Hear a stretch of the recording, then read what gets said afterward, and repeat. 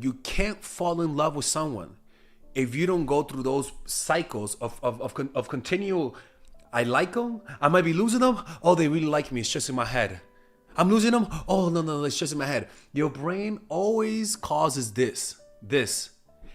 It's very taxing on us to be at such a high state of feeling and appreciation. That feeling is only reserved for whenever we are going to lose something. Right? That's only there to conserve what you already have. And so once you have what you already have, it'll go down. It can't always stay up. The key is to find ways to allow it to arise from time to time. You can't mentally psych yourself into that feeling. You have to lose it. And the beauty about life is that life comes with conflict.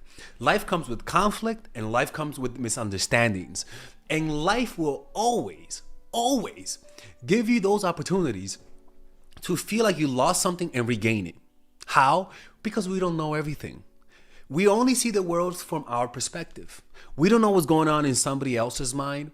We don't know what's going on the other side of the street. We can only focus on the here and now. And as a result, there's going to be things that you don't know.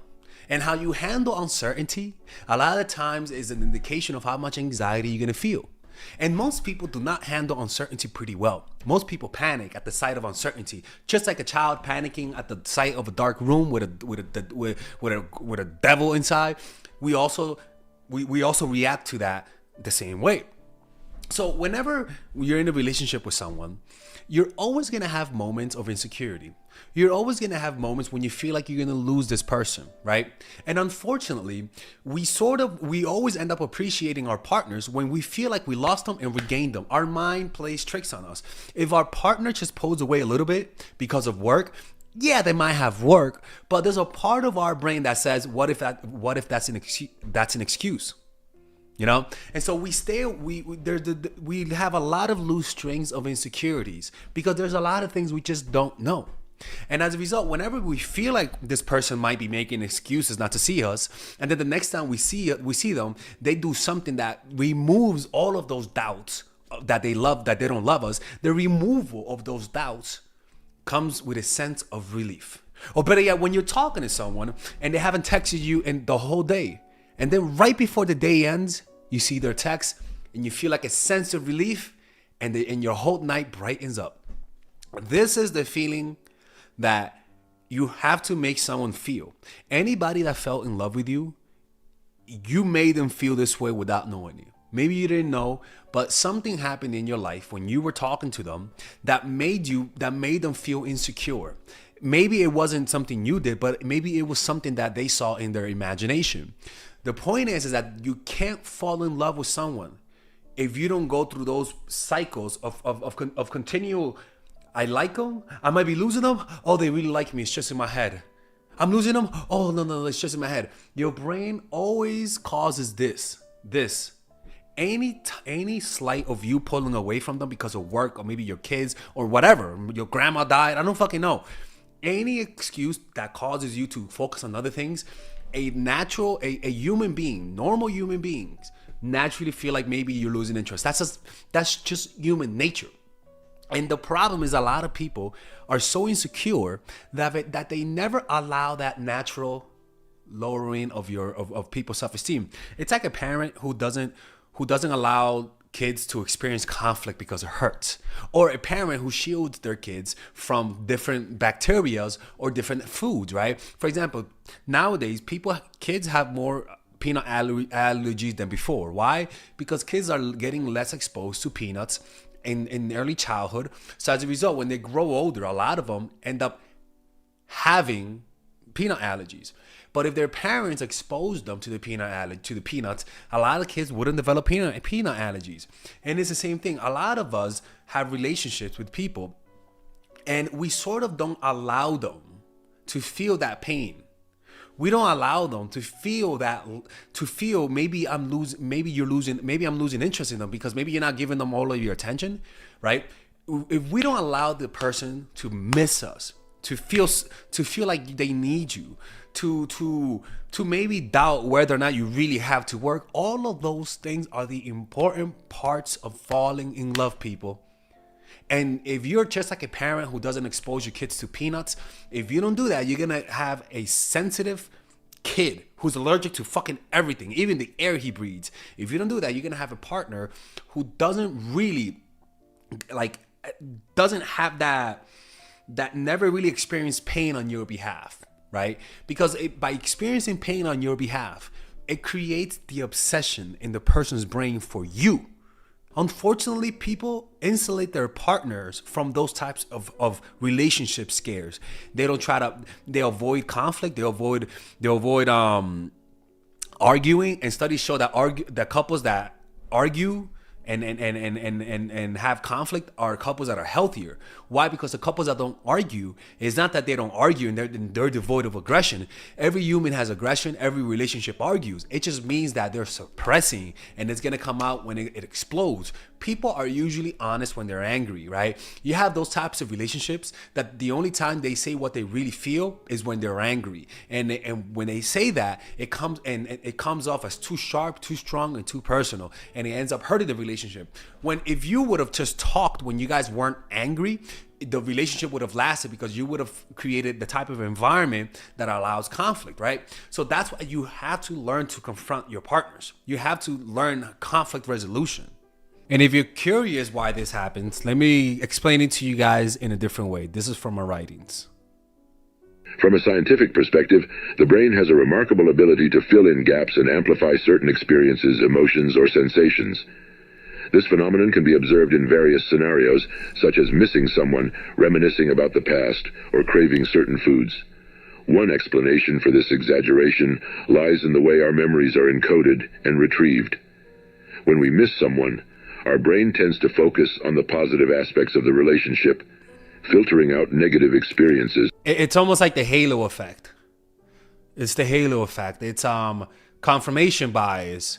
You want to be with them, so your brain has to frame the way you see them in your mind in a way that it knows that you're going to gravitate towards them.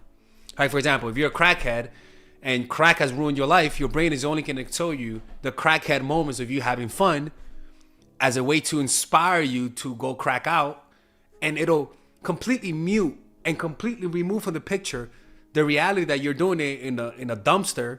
You've lost your family. You're not even going to think of that. It's only going to exaggerate that one part for the sole purpose of removing the pain that you feel and go towards pleasure. This selective memory retrieval leads to an exaggerated perception of our affection towards that person. The brain naturally amplifies positive memories to reinforce our emotional connection and cope with the absence. Similarly, when we think about the past, our brain often emphasizes the positive aspects and downplays negative experiences. Mm-hmm. This nostalgic bias. Yeah, exactly. Or you could also call it also creates repression. So where you repress the negative memory and you only exaggerate the positive. This happens a lot with people with Stockholm syndrome, where they'll just forget about the bad things that the perpetrator did, and it'll only focus on the positive things. This is what nice people do. People who get played, who get taken advantage of, especially naive people, tend to repress a lot of negative things and only focus on the positive.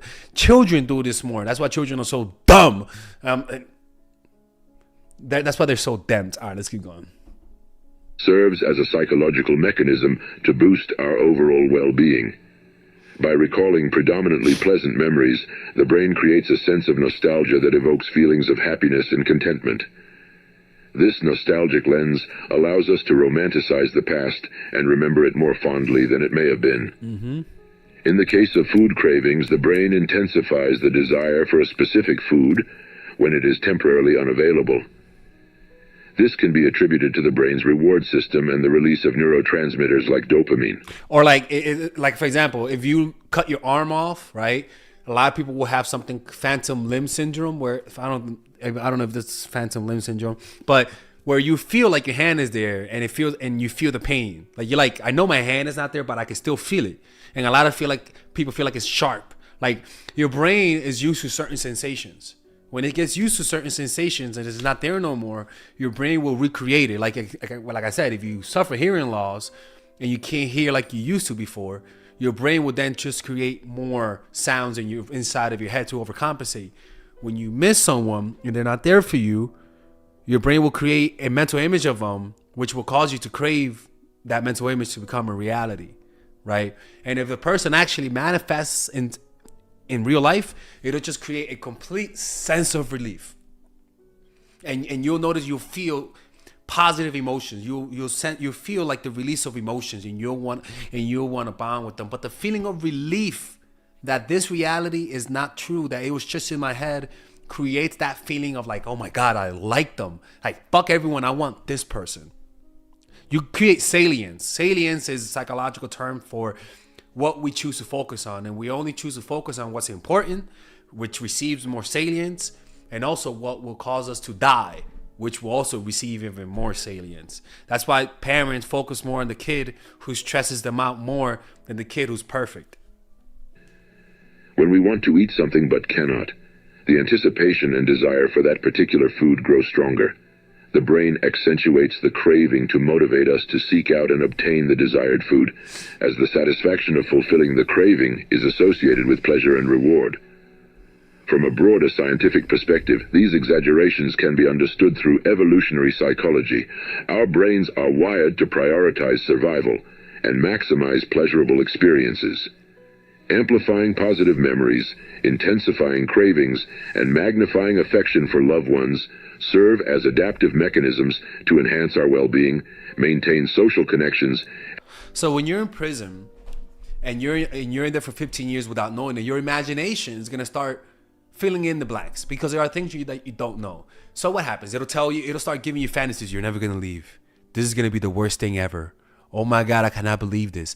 And you'll notice that there's an involuntary voice in your head that comes with it, with images, intense images. And it'll exaggerate what's not there, right? It'll make the situation worse. Live your normal life. That the normalcy will cause the person to feel like they're not, because you're not prioritizing them, you know? And again, there's nothing wrong with prioritizing people. What I'm trying to tell you, this is just the message. I'm trying to encourage you to live your normal life. Living your normal life will always cause people to feel insecure because you're minding your business and they feel like maybe you should give them more attention. And just like a child, they'll resent the fact that you're not giving them attention. And some people with pride will leave and you don't want them because they're not vulnerable. Like you gotta be willing to be rejected for the sake of loving somebody. You have to. Or else you don't really love them, you love your ego more, right? So with this comes, you have to expose your ego and say, shoot me. It's the sense of insecurity. And if you're not willing to put yourself in that vulnerable state, or if they're not willing to put themselves in that vulnerable state, then that means that they're not for you. Let me show you what I said about this. Listen. Love often comes with a natural sense of insecurity due to the vulnerability and emotional investment involved. This insecurity stems from a fear of losing the person we love or not being reciprocated in the same way.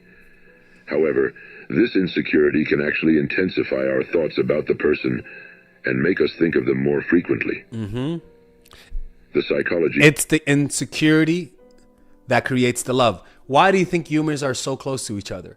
Because they know that by themselves they can't survive. Humans were skinny, weird-looking, bipedal creatures. We don't have any physical protections that other animals do, or even Neanderthals did. So because of our insecurities, it caused us to get closer to each other. Even though we didn't want to, we had to.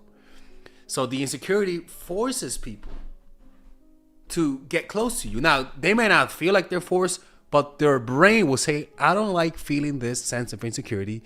And as a result, I want to get closer to this person to feel secure. That's what love is. Love is there to take you from the insecure state to secure. Behind this phenomenon lies in our desire for security and reassurance. When we feel insecure in a relationship, our minds instinctively seek ways to regain a sense of stability and certainty. One way to achieve this is by thinking about the person we love continuously. This constant thinking serves as a form of psychological self-soothing. Like a dog who smells the shirt of its owner when it's not there. That shirt will keep you in that dog's weirdo looking mind. And when they see you, they'll feel that sense of relief. But that shirt will also tell that dog that you're not there. It's a constant reminder that you're not there, because in their minds they see you, but when they look around, you're not there. So it makes the reality more shitty, and it makes their imagination better. So now when they see you in person, it feels like their dreams came true. It's like seeing an alien, people. You've only seen aliens in your mind. Or like, it's like going to the zoo. It's like, oh my God, that's fucking Coco the chimp. He's there. It's not here no more. He's there. There's a feeling of seeing things in your mind and finally seeing them in person that has almost like a sublime experience. And that's what happens when you're not around and they see you. That's in Robert Greene is writing a book about the sublime. And I imagine he's going to talk about that, the sublime nature of love, and how losing love and regaining it has a sublime experience. It's almost like otherworldly. And that's why people gravitate towards it, because it's a way to escape reality. It's a way to escape the mundanity of normal routine life. All right, ladies and gentlemen, if you guys ever want to learn how to use your feminine energy to influence people, learn how to use your masculine energy to become more assertive, and also learn how to blend both energies to improve your dating life, your spiritual life, honestly, your relationship life, your family life, your career life, this is the course for you. If I had to make a course for my nieces, I have two nieces. One is 19 and one is 15. 16. Holy shit. Oh my God, he's a bad fucking uncle. He's a bad uncle. Get him. Shut up, Melissa. You should get this course, right? And this is the course that I will make for them. So, for example, watch the curriculum, right? In the first week, we're going to be showing you how to establish a strong masculine foundation without letting it hurt your feminine energy. This masculine foundation is a source of who you are, right? It's your bodyguard. Without this, whatever feminine energy you create will be destroyed by the outside, because your masculine is your shield. So we'll talk about goal setting. We'll talk about how to develop a serious attitude. We're gonna be talking about how to use more logic, how to use more goal-oriented behavior. It's more how to be a man, Now the next one is how to embrace the feminine energy, right? This one would teach you about how to minimize excessive masculine traits, developing self-awareness, healing abundant feminine energy, regulating your emotion, mastering voice qualities and facial expressions, surrendering control, and allowing pain to be felt. This is honestly, this will supercharge, like Kaioken, your masculine energy. After that, we have femininity in the workplace, and how to be feminine in the workplace without letting people take advantage of you, and the nuances of how women on power should behave versus women who are subordinates in the workplace, and even the dress code. This is based on psychology, people. It's kind of insane. I'm actually excited about this one. The next week, we talk about navigating the labyrinth of male and female friendship, and this a lot of women find confusing, so we talk about that. And how to identify envious friends, how to identify the good friends, how to keep male friends, and how to keep female friends. Week 5, we talk about how to release the burden of the past and stop and destroy mental projections. This is actually really powerful. And then week 6, we talk about how to increase your observational power so that you could read people better. And we have a bunch of bonuses. The course starts at $99, and you guys can pre-order the course today at $69 before it goes out. If you're watching this, most likely I'm in the meditation retreat, so I will be praying for all of you guys. And just click on the description down below of the video. Right there, you'll see it, and you could pre-order that course. It's gonna be out by the end of next month or the beginning of February of March. One of the two, people, because I have a 10-day retreat to do, and I want to finish the course after the retreat, because I think the ideas are gonna be so much better. All right, man. I'll see you guys later. Pre-order, man. I'm closing the channel.